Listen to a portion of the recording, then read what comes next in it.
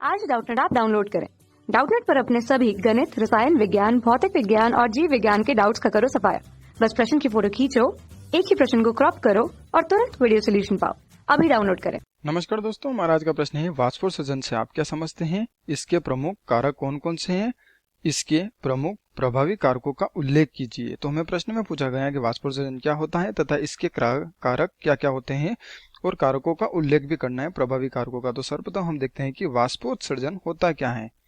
वाष्पोत्सर्जन, ठीक है दोस्तों, यह एक प्रकार की प्रक्रिया होती है जो कि पौधों के द्वारा हम इसे देख सकते हैं, यानी कि पौधों के द्वारा होने वाली यह एक प्रकार की प्रक्रिया होती है। बात करते हैं कि वाष्पोत्सर्जन में क्या होता है कि पौधे क्या करते हैं, जड़ की मूलरोम के द्वारा जल अवशोषण का कार्य करते। तो हम लिखते हैं कि जड़ों द्वारा या जड़ की मूलरोम के द्वारा, जड़ द्वारा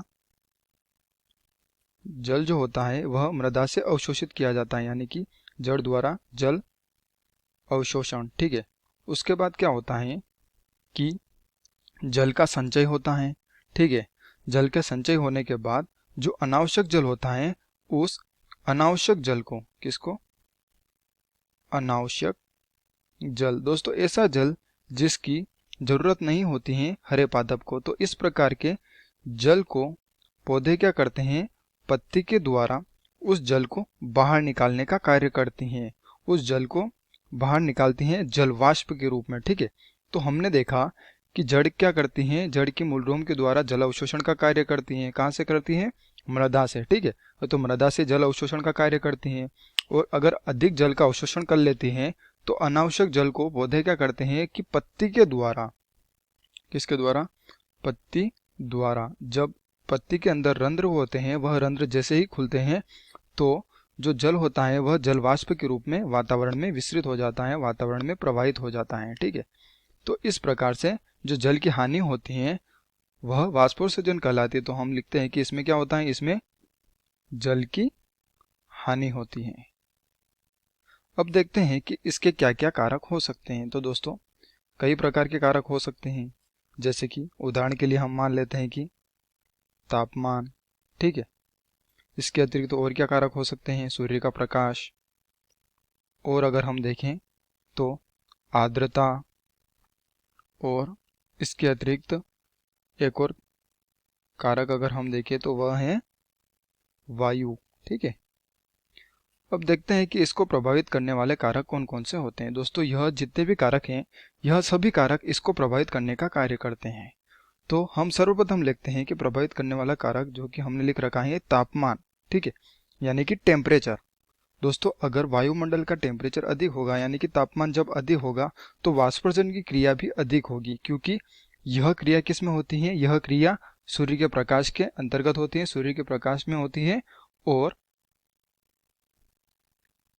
जब तापमान अधिक होगा तो यह क्रिया भी अधिक होगी। तो हम लिख सकते हैं कि तापमान में यह इसकी जो दर होती है, वाष्पोत्सर्जन की दर होती है, वह अधिक होगी, या जो दर होती है वह दर अधिक होगी, वाष्पोत्सर्जन की दर अधिक होगी। इसके अतिरिक्त हम दूसरा कारक देखते हैं कि सूर्य का प्रकाश।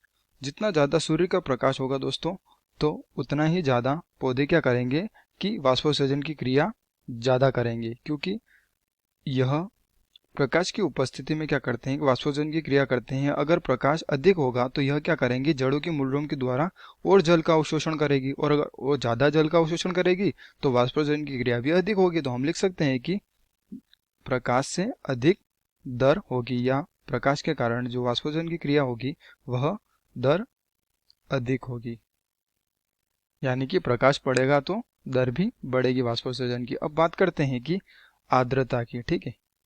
आर्द्रता, अगर दोस्तों पौधे की मृदा में, यानी कि जो जड़ होती है मृदा के अंदर, उस मृदा में अगर नमी होगी तो वाष्पोत्सर्जन की दर क्या होगी? घट जाएगी। तो हम लिख सकते हैं कि अगर आर्द्रता बढ़ेगी तो जो वाष्पोत्सर्जन की दर है वह वाष्पोत्सर्जन की दर घट जाएगी, ठीक है। क्योंकि यह कब होती है? यह सूर्य के प्रकाश में होती है, और इसके अतिरिक्त जब अगर तापमान अधिक होगा तो इसकी दर भी अधिक होती है।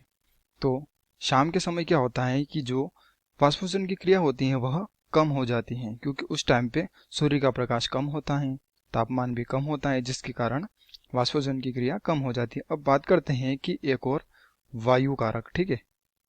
तो अगर वायु अधिक होगी, अधिक तेजी से चलेगी, तो अगर तेजी से या तेज गति से अगर वायु प्रवाहित होगी तो वाष्पोत्सर्जन की दर भी बढ़ जाएगी, वाष्पोत्सर्जन की दर भी अधिक होगी। तो इस प्रकार से कुछ प्रभावी कारक हैं तथा कुछ कारक हैं दोस्तों इस वाष्पोत्सर्जन की क्रिया के।